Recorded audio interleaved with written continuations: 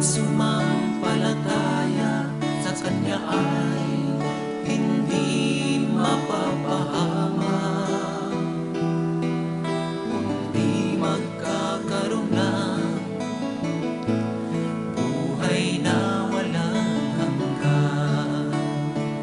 Si Kristo ba sa puso mo'y iyong pinagbuksan? Siya ba ang naghahari sa iyong buhay? Kung hindi, ngayon na ang tamang oras.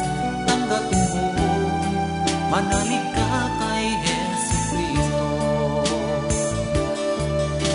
Kapag nananampalataya ka kay Jesucristo, hindi ka mapapahamak, bagkus ika'y magkakaroon ng buhay na walang hanggan.